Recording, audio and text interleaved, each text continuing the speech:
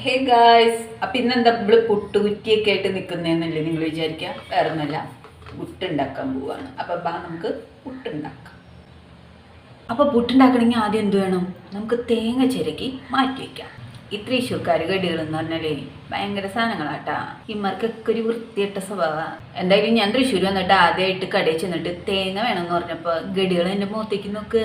എന്തല്ലേ ചെയ്യാൻ, കഷ്ടം. തേങ്ങ എന്ന് പറഞ്ഞാൽ കേട്ടിട്ടില്ല. അതുപോലെ ഇവന്മാർക്ക് ഇതൊക്കെ നാളികേരം, അത്ര നാളികേരം.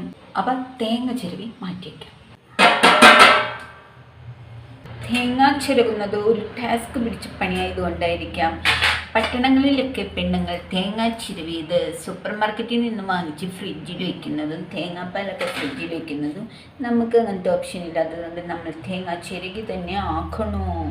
ആദ്യമൊക്കെ ഇത് ചിരവുന്നതേ ശോകമുഖമായിട്ട് നിന്നാണ് ഇതൊക്കെ ചിരവിക്കൊണ്ടിരുന്നത്. ഇപ്പം എന്നെ കാണാൻ നിങ്ങളും കൂടി ഉണ്ടല്ലോ എന്ന് അങ്ങോട്ട് കണ്ടപ്പോൾ എൻ്റെ ഷോക്കൊക്കെ എവിടെ പോയെന്നറിയില്ല കേട്ടോ. പല ആംഗിളിൽ പല മോഡലിൽ നമുക്ക് തേങ്ങ ചിരവാം. ഇട്ടല്ലേ കുറച്ച് മതി. അങ്ങനെ എൻ്റെ ഗഡികളെ, അങ്ങനെ ടാസ്ക് പിടിച്ച ഞാൻ ചിരകൽപ്പണി കഴിഞ്ഞിരിക്കുകയാണ്. പണ്ടായിരുന്നെങ്കിൽ ഈ ചിരട്ട ഇങ്ങനെ നന്നാക്കി വെച്ചിട്ട് ഒരു ചിരകലുണ്ട്, ഇപ്പം അതില്ല. അതുകൊണ്ടായിരിക്കാം മേ ബി ചിലപ്പോൾ എൻ്റെ പല്ലിങ്ങനെ പൊന്തി പൊന്തി വന്നത്. അപ്പം ഇനി നെക്സ്റ്റ് നമുക്ക് പൊടി എടുത്തിട്ട് അങ്ങ് കുഴയ്ക്കാം. പുട്ടിന് ബീര എന്ന പോലെ നമുക്ക് ചപ്പാത്തി ആവാതെ കുഴച്ചെടുക്കാം.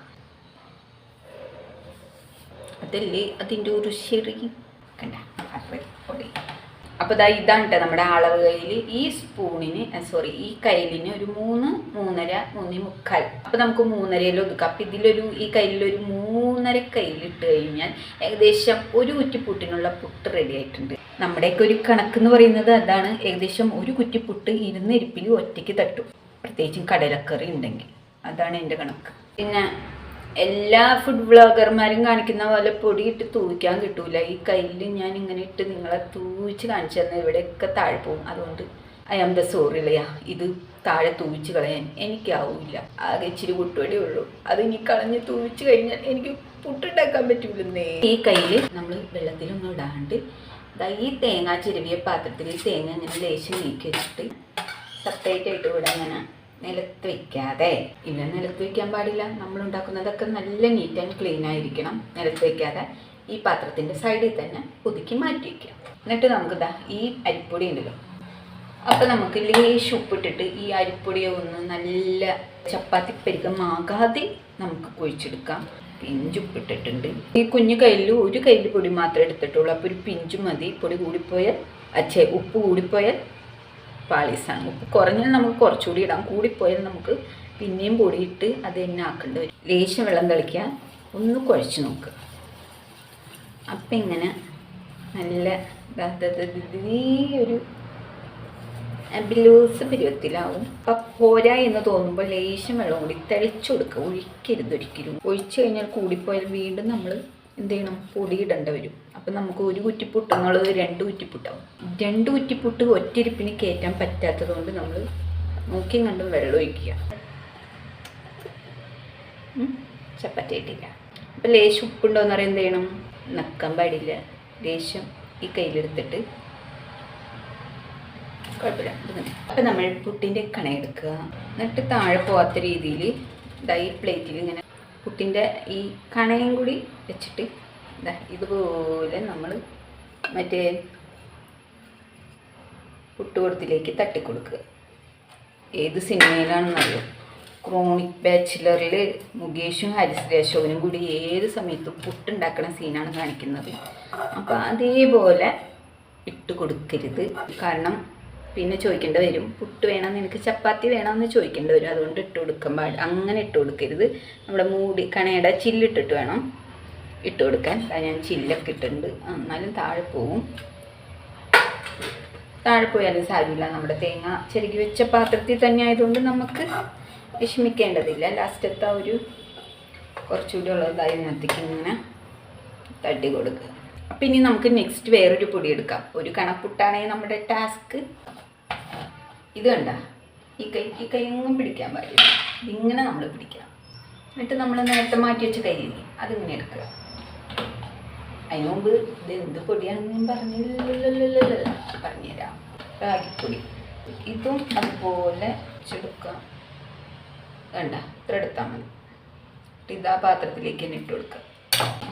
അടച്ച്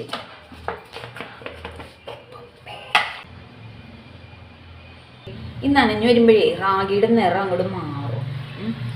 പിന്നെ ഒരു നല്ല സ്മെല്ലാ. അരിപ്പൊടിനേക്കായും കുഴിക്കെ കുഴിച്ചെടുക്കുക. ഇതാ നമ്മുടെ റാഗി പൗഡർ. അപ്പോൾ നമ്മുടെ റാഗി കുഴച്ചത് ഇങ്ങനെ പുട്ടുകണയിലോട്ട് തട്ടിക്കൊടുക്കുക. ഇനി നമ്മൾ എടുക്കാൻ പോകുന്നത് ഗോതമ്പ് പൊടിയാണ്.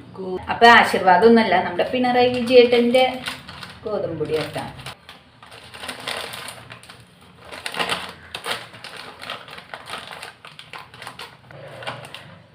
ചെറിയൊരു ഊട്ടയാണ്, അതുകൊണ്ടാണ് ഇങ്ങനെ ടൈറ്റ്.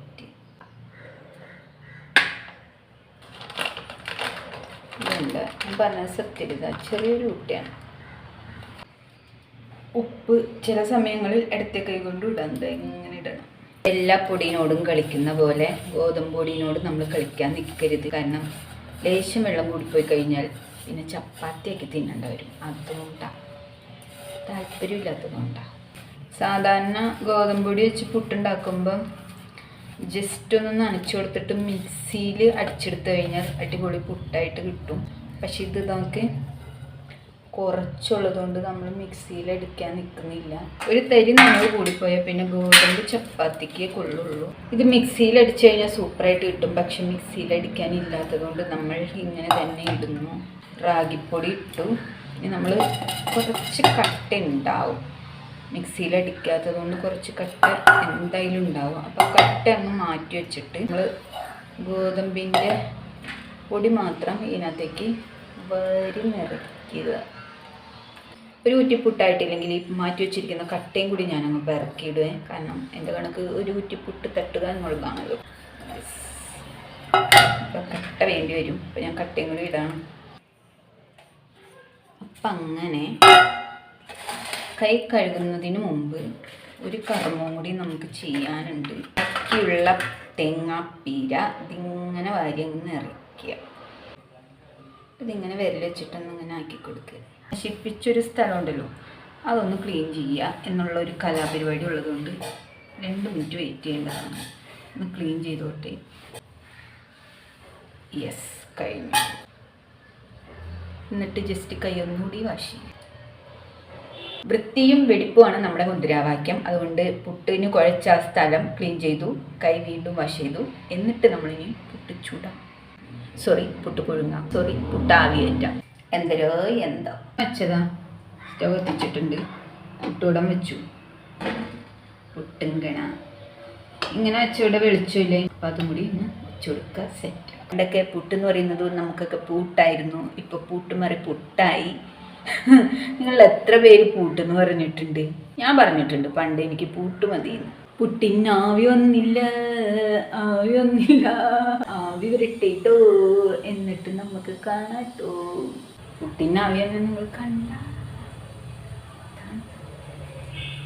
പുട്ടിനാവി വന്നല്ലോ, നമ്മുടെ പുട്ടിനാവി വന്നല്ലോ. അപ്പൊ ഈ പുട്ടിന് ആവി വരാനുള്ള ഗ്യാപ്പിൽ എന്ത് ചെയ്യണമെന്നറിയോ? ആ പുട്ടിന്റെ ആവശ്യത്തിലേക്കായിട്ട് കുഴയ്ക്കാനും പിടിക്കാനും ഒക്കെ എടുത്ത പാത്രങ്ങളൊക്കെ ഒന്ന് പോയിട്ട് ആ ഗ്യാപ്പിൽ കഴുകി വെക്കുക.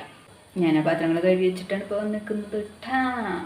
കണ്ട മാനത്ത് കണ്ട പുട്ടിന്റെ ആവി വരുന്നതല്ലോ. കണ്ട മാനത്ത് കണ്ട പുട്ടിന് ആവി വരുന്നതല്ലോ. ഇപ്പം ഞാൻ പുട്ടിറക്കാൻ പോവാണ്. പിന്നെ ഇറക്കി കഴിഞ്ഞിട്ട് കാണാം.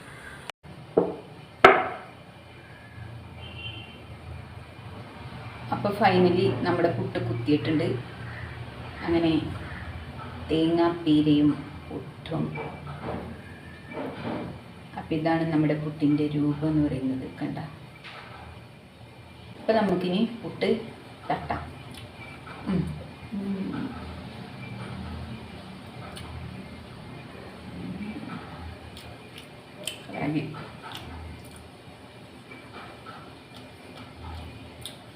ഇതിൽ ഏറ്റവും എനിക്ക് ഇഷ്ടപ്പെട്ടത് എന്താണെന്ന് വെച്ച് കഴിഞ്ഞാൽ റാഗിയുടെ ആണ്. റാഗിയുടെ നല്ല ടേസ്റ്റ് ഉണ്ട്. ഇത്